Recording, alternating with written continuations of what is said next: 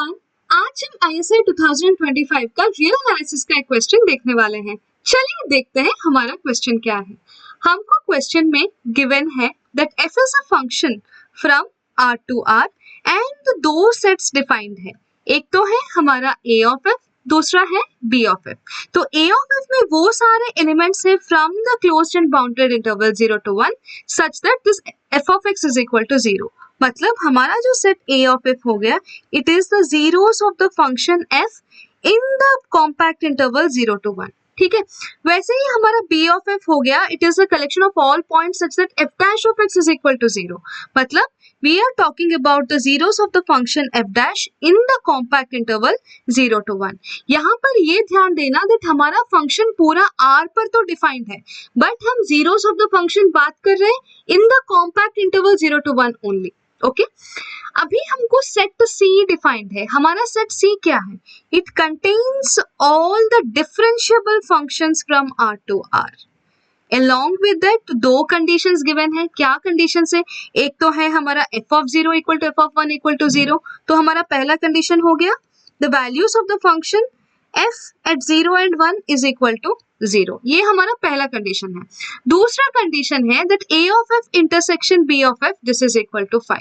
मतलब the zeros of the function f intersection zeros of this function f dash this is equal to 5। यहाँ पर इसका मतलब क्या है? इसका मतलब ये है that the function f and f dash they have no common zero in the compact interval।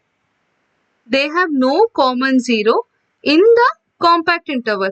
हो सकता है that f and f dash का common zeros हो outside the interval, वो possible है, but f and f dash का जो common zeros है वो हो नहीं सकते हैं in this compact interval। हमारा hypothesis इतना है। अभी क्वेश्चन में पूछा जा रहा है that which of the following statements is correct. तो हमारा स्टेटमेंट्स क्या क्या है वो हम सबसे पहले एक बार पढ़ लेते हैं। पहला स्टेटमेंट में बोल रहे हैं कि आप कोई भी एलिमेंट लो सी में for all f belongs to c this a of f is a finite set. a of f का मतलब क्या है? Zeros of the function is a finite set. ये बोल रहे हैं हमारा फर्स्ट ऑप्शन में। सेकेंड ऑप्शन में ये बोल रहे हैं कि हमको एक ऐसा f बिलोंग कर जाएगा इस C में से, मतलब हमको एक ऐसा differentiable function with these two properties मिल जाएगा such that the zeros of the function is infinite. ये हमारा दूसरा स्टेटमेंट है। हमारा तीसरा स्टेटमेंट वही चीजें हमारा B के लिए है।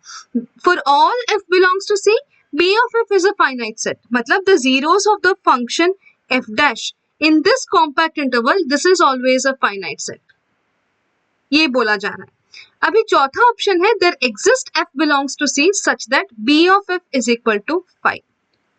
ठीक है, ये हमारा चौथा ऑप्शन है। मतलब एक ऐसा फंक्शन C में से बिलोंग करता है such that zero of the function f dash जो है वो एम्प्टी हो। ओके तो हम ऑप्शन डी से हम अपना काम को शुरुआत करते हैं। हमारा ऑप्शन डी में क्या है? हमारा ऑप्शन डी का स्टेटमेंट ये है that there exists f belongs to C such that this b of f this is equal to 5। ये हमारा स्टेटमेंट है। अभी मान लो कि इफ हम कोई भी एलिमेंट f उठा रहे हैं C में से, if f belongs to C it satisfies two conditions। what are the two conditions? पहले तो ये होना चाहिए कि f हमारा डिफरेंशिएबल होना चाहिए, राइट f हमारा r to r जो है वो डिफरेंशिएबल होना चाहिए। Along with that हमको ये भी तो गिवन है that f of 0 is equal to f of 1 is equal to 0, है ना। एंड उसके साथ साथ हमको ये भी गिवन है that a of f intersection b of f that is zeros of the function f and zeros of the function f dash इन दोनों का intersection in this compact interval ये 5 है। ये हमारा properties of the function in C है, right. तो अभी अगर हम यहाँ पर रोल्स थ्योरम अप्लाई करें तो देखते हैं कि क्या होगा। हम इस फंक्शन को रेस्ट्रिक्ट करते हैं with the help of a function g to the interval 0 to 1। Okay तो ये हो गया g, क्या हो गया? It is a mapping from 0 1 to r। अभी g हमारा क्या हो जाएगा? It is a differentiable function, right, क्योंकि restriction of a differentiable function on r वो डिफरेंशिएबल होता है। उसके साथ साथ हमारा g ऑफ 0 का वैल्यू क्या है? g of 0 is nothing but f of 0 है ना, इसका वैल्यू हमारा 0 हो गया and g of 1 is equal to f of 1 that is equal to 0 हो गया। तो अभी हम यहाँ पर रोल्स थ्योरम हम अप्लाई कर सकते हैं। So using the Rolle's theorem हमको क्या मिलेगा? There exist c belongs to this open interval such that this g dash of c is equals to 0, right? अब ये देखना दैट इस कॉम्पैक्ट इंटरवल में g और f दोनों का वैल्यू सेम है, तो हम यहाँ से बोल सकते हैं ना that f dash of c is equal to 0। इसका मतलब क्या हो गया? That c belongs to this p of f और c belongs to the zeros of the function f dash, right? तो हमेशा एक c हमको मिलेगा। इसका मतलब क्या है? हमारा जो सेट b ऑफ f है, the zeros of the function f dash in that compact interval, ये जो सेट हमेशा नॉन एम्प्टी सेट है, क्योंकि हमेशा एक पॉइंट सी एग्जिस्ट करेगा ही करेगा, राइट? इसीलिए हमारा जो ऑप्शन डी है वो हो गया हमारा गलत ऑप्शन। ओके, अभी हम चलेंगे ऑप्शन सी की ओर। अभी ऑप्शन सी में ये बोला जा रहा है that for all f belongs to C, we have this b of f to be a finite set, and we need to see whether this statement is a true statement or a false statement. Okay? देखो, ये सवाल तो ISI math का part A of the paper में पूछा गया था, यानी कि ये मल्टीपल चॉइस का क्वेश्चन है, राइट? तो इन चारों में से एक ही ऑप्शन हमारा सही होगा। अभी अगर मान लो कि मेरा a ऑफ f इनफाइनाइट है, तो suppose my a of f, ये जो सेट है the zeros of the function f, ये अगर इनफाइनाइट है, तो क्या आप यहाँ पर सोच पा रहे हैं दैट हमारा सेट b ऑफ f जो कि zeros of the function f dash, ये भी इनफाइनाइट होगा? अगर a ऑफ f इनफाइनाइट हो गया तो b ऑफ f भी इनफाइनाइट हो जाएगा because of the Rolle's theorem, right? तो अभी मान लो कि मेरे पास infinite zeros of the function f है, तो उसका हम कोई भी एक काउंटेबल सबसेट हम उठा सकते हैं, राइट? तो अभी मैं काउंटेबल सबसेट उठा रही हूँ of this zeros of the function f, तो ये हो गया सम x1 x2 x3 एंड ये सारा डिस्टिंक्ट टर्म्स है, ओके? एंड हम ऐसा इसीलिए चूज कर पा रहे हैं क्योंकि हमने ये मान के चला है दैट हमारा जो सेट a ऑफ f है वो इनफाइनाइट है। So this each xi is the zeros of the function f, का मतलब क्या है? हमारा जो f of xi जो है it is equal to 0 for all I belongs to the natural number n। तो अब ऐसा हो रहा है that अगर हम रोल्स थ्योरम अप्लाई करें on each compact interval, तो if I apply Rolle's theorem on each of the compact interval x1 and x2, या in short, in more general way, हम xi से xi plus 1 अगर हम ये उठाए तो there exists a point yi, there exists yi belongs to this open xi plus 1 such that this f dash of yi क्या हो रहा है? ये 0 हो रहा है ना? एंड ऊपर से क्या है? This yi is a sequence of distinct terms. This is a sequence of distinct terms क्योंकि हमारा xi was a sequence of distinct terms, right? तो हमारा जो yi है it is a sequence of distinct terms such that this f dash of this yi जो है वो हमारा 0 हो गया। So ये जो हमारा yi है, this I belongs to n, this is the subset of किसका? Zeros of the function f dash which is the set b of f। तो अगर एक सेट में कोई एक इनफाइनाइट सबसेट बिलोंग कर रहा है तो हम क्या बोल सकते हैं? दैट हमारा जो सेट है दैट इज इनफाइनाइट, राइट? तो हमने अभी क्या देखा दैट ये जो a ऑफ f वो अगर इनफाइनाइट हुआ तो b ऑफ f भी इनफाइनाइट होगा। एंड ऑफ कोर्स हम ये जो इनफाइनाइट जीरोस मान के चल रहे हैं, we are assuming it in the closed and bounded interval 0 to 1 only, ठीक है? हम इसी में मान के चल रहे हैं, फाइन? तो a ऑफ f इनफाइनाइट होने से क्या हो गया? हमारा सेट b ऑफ f भी इनफाइनाइट हो गया। अभी इसी का कॉन्ट्रा पॉजिटिव स्टेटमेंट क्या है? इसी का कॉन्ट्रा पॉजिटिव स्टेटमेंट ये है that if b of f is finite, then a of f is finite। यही तो है उसका कॉन्ट्रा पॉजिटिव स्टेटमेंट, राइट। तो अब देखो कि हमारा अगर ऑप्शन सी, ये B of F is a finite set for all F belongs to C, हर एक एफ के लिए ये स्टेटमेंट अगर मेरा ट्रू हो गया, if the statement will become true, then हमारा क्या होगा, ऑप्शन ए भी तो ट्रू हो जाएगा। If for all F belongs to C B of F is a finite set implies A of F is a finite set, right. वही चीज अभी हम देखे हैं।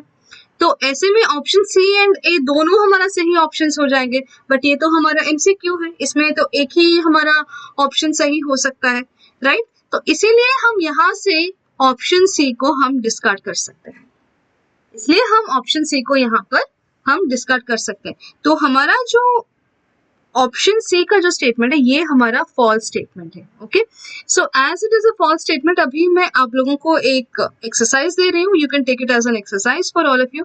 इसका एक फंक्शन ढूंढ के बताओ। हम बोल रहे हैं कि for all F belongs to C B of F is a finite set, ये स्टेटमेंट गलत है, राइट। सो अगर ये स्टेटमेंट गलत है का मतलब क्या है, there exist F belongs to C such that this B of F is an infinite set, है ना। ऐसा एक फंक्शन को आप कंस्ट्रक्ट करना। ओके, आपको बहुत कुछ सीखने को मिलेगा यहाँ पर। ओके, अभी हम चलेंगे ऑप्शन ए और बी की ओर। ऑप्शन ए में बोला गया दैट हर एक एफ बिलोंग्स टू सी में हमारा ए ऑफ एफ जो है फाइनाइट सेट हो जाएगा।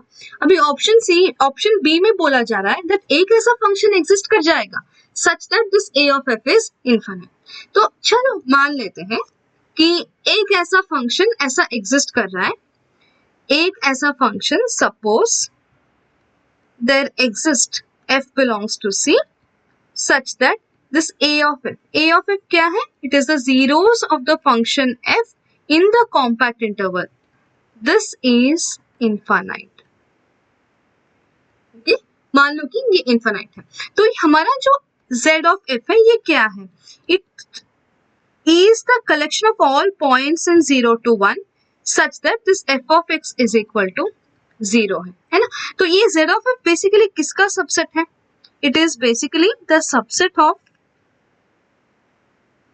0 to 1, है ना।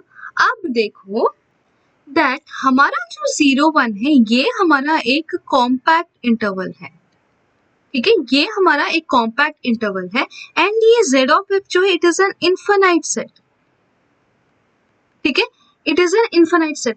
तो ये जो z of f का एक लिमिट पॉइंट एग्जिस्ट करेगा इस 0 to 1 में, राइट। और वो भला क्यों हो रहा है, हम फटाफट से एक चीज रिकॉल कर लेते हैं। अगर मान लो कि मेरे पास कोई भी एक कॉम्पैक्ट मैट्रिक्स स्पेस है, या आप कॉम्पैक्ट सबसेट ऑफ R के लिए भी आप बोल सकते हो, ओके। अगर मेरे पास कोई भी कॉम्पैक्ट मैट्रिक्स स्पेस है तो every infinite subset of X has a limit point in X, every infinite subset of x has a limit point in x, okay?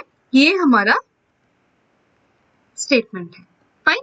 तो इसीलिए एज हमारा ये जो z of f है it is an infinite subset of a compact space, इसका एक limit point exist करेगा in this interval 0 to 1, okay?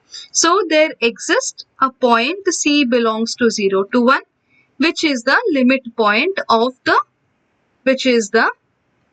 limit point of the set z of f, okay? ये हो गया। अभी c is the limit point of this set, मतलब क्या है, c belongs to the derived set of this set, है ना। c derived set में जा रहा है, इसका क्या मतलब हो गया, this implies that there exists a sequence in this z of f such that this xn जो है it converges to c, राइट। अभी xn belongs to z of f का क्या मतलब है, हमारा f of xn क्या हो गया, इट इज इक्वल टू 0।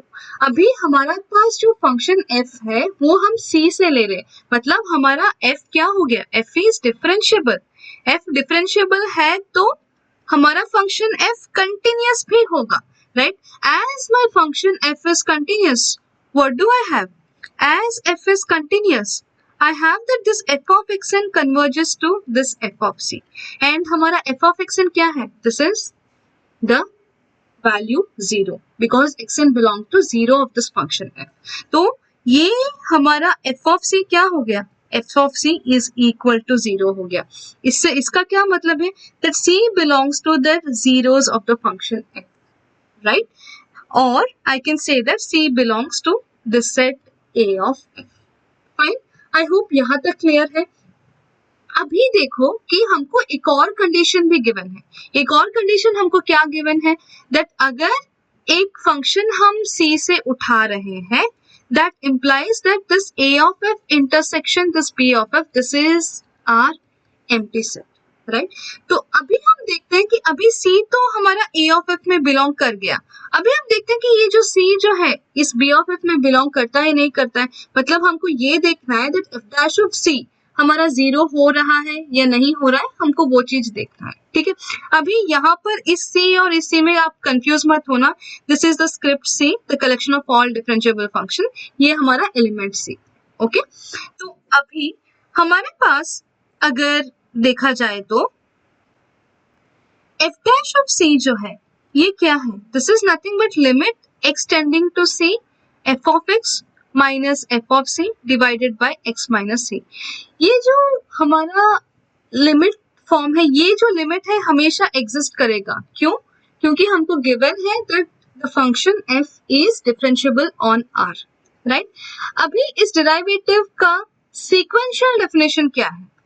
इसका सीक्वेंशियल डेफिनेशन है that for any sequence which is converging to C, this limit n tending to infinity f of yn minus this f of C divided by y minus yn minus C, ये जो limit जो है वो exist करेगा, तो that is equal to r f dash of C। ये है sequence के फॉर्म में, राइट? अभी हमारे पास xn एक सीक्वेंस है जो कि C पर बिलोंग कर रहा है ना? So I can say that this f dash of C is equal to limit n tending to infinity f of xn minus f of C divided by xn minus C। अभी f of xn का value क्या है? f of xn का value तो हमारा 0 है, minus f of C का क्या वैल्यू है? f of C is equal to 0, हम थोड़ी देर पहले ये प्रूव किए हैं, राइट? तो f of C भी हमारा 0 हो गया, divided by this yn minus C है ना? And limit n tending to infinity, ये क्या हो गया? ये कहाँ पर कन्वर्ज करेगा? This is equal to 0, right? क्योंकि हमारा जो ये जो सीक्वेंस हो रहा है ये हमारा कंटिन्यूसली एक कांस्टेंट सीक्वेंस बन रहा है, कांस्टेंट 0 सीक्वेंस बन रहा है, राइट? सो ये हमारा f dash of C का वैल्यू क्या हो गया? दैट इज इक्वल टू 0 हो गया, isn't it? क्यों? क्योंकि यहाँ पर इसका वैल्यू हमेशा 0 है, वो ध्यान रखना। यहाँ पर इसके साथ कंफ्यूज मत होना कि जब हमारा n इंफिनिटी पर टेंड कर रहा है, यहाँ पर सॉरी xn आएगा, ये xn C पे बिलोंग कर रहा है तो 0/0 फॉर्म में आ गया। Don't get confuse with that, क्योंकि हमारा जो ये एलिमेंट है this is always equal to 0 whenever this xn is not equal to C। Okay, ये हमेशा 0 हो रहा है, मतलब ये हमको एक कांस्टेंट 0 सीक्वेंस बन रहा है। That is the reason why we have f dash of C is equal to 0। इसका क्या मतलब हो गया? हमारा C belongs to zeros of this f dash हो गया ना। So from here C belongs to the set B of F। Okay, तो हमको एक पॉइंट C मिल गया जो कि A of F में भी है और B of F में भी है, but this is a contradiction. ऐसा तो हो नहीं सकता, क्योंकि हमको क्वेश्चन में क्या गिवन है that A of F intersection B of F is equal to 5। But as हम एज्यूम किए दैट हमारा जो set of all zeros of the function ये इनफाइनाइट है, इसीलिए हमारे पास ये कॉन्ट्रडिक्शन आ गया। Okay, that is the reason this zeros of the function f z of f this is a finite set। ये हमेशा एक फाइनाइट सेट बनेगा। ये z of f क्या है? हमारा set a of f। Okay, तो अभी हमको ऑप्शन B में जो बोला गया है that there exists f belongs to C such that A of f is infinite, भाई गलत बात, कभी हो ही नहीं सकता इनफिनाइट। अगर ये इनफिनाइट हुआ तो हमने क्या देखा? ये A of f intersection B of f जो है वो हमेशा इक्वल टू 5 रहेगा। तो हमारा ऑप्शन A जो है वो इस क्वेश्चन का सही आंसर हो गया।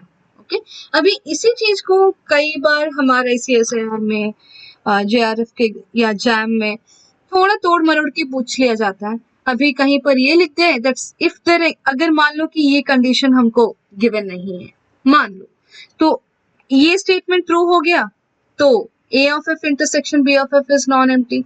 ऐसा भी ऑप्शन को हम तोड़ मरोड़ सकते हैं, राइट? तो इधर आपको उसके अकॉर्डिंग चीजें चूज करना पड़ेगा, है ना? सो ठीक है, आई होप आप सबको ये सोल्यूशन समझ में आया है। ऐसे आप और सॉल्यूशंस चाहते हैं तो please subscribe to this channel. Till then, be happy and keep learning.